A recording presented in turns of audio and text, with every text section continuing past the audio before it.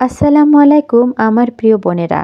আশা করছি আল্লাহ তাআলার অশেষ রহমতে সকলেই ভালো আছেন এবং সুস্থ আছেন। যে কোনো কাজে চেষ্টা প্রচেষ্টা উপলক্ষ মাত্র।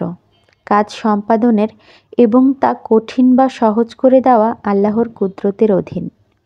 আল্লাহ তাআলা চাইলে কারো কঠিন কাজ সহজ করে দেন এবং তিনি ইচ্ছা করলে সহজ কাজও কঠিন হয়ে যায়। তাই মুসা আলাইসাল্লাম আল্লাহর কাছে এই মর্মে দোয়া করেন, হে আল্লাহ, আমার কাজ সহজ করে দাও। সূরা তহা আয়াত ২৬। এ কারণে ছোট বড় যে কোনো কাজ করার পর আল্লাহ তাআলার কাছে তাওফিক চেয়ে দোয়া করা উচিত। অসংখ্য হাদিসে নেক কাজের তাওফিক লাভের জন্য দোয়া করার কথা বর্ণিত হয়েছে। পৃথিবীতে কোনো কিছুই অসম্ভব নয় এবং কোনো কাজই সহজ কিংবা কঠিন নয়। মানুষ চেষ্টা করলে যে কোনো কাজ সম্ভব। অসাধ্য সাধ্য করার যাত্রা অনেক সময় কষ্টকর মনে হয়। শুরু করেও মনে হয় বারবার পিছিয়ে আসতে। হতাশা হওয়ার কিছুই নেই। আল্লাহ তাআলার উপর ভরসা রেখে কাজ করা উচিত। কাজ করতে আল্লাহ তাআলার সাহায্য চাওয়া উচিত।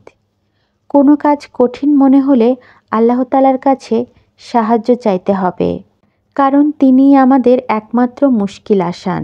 সহি ইবনু হিব্বান ৩-২৫৫ হাদিসে এই দোয়াটি পড়ে আল্লাহর কাছে সাহায্য চাইতে বলা হয়েছে।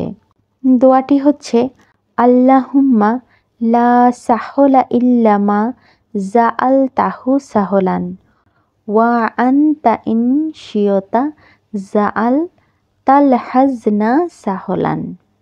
দোয়াটির অর্থ হচ্ছে, হে আল্লাহ, আপনি যা সহজ করেন তা ছাড়া কিছুই সহজ নয়, আর আপনি ইচ্ছা করলে সুকঠিনকেও সহজ করেন।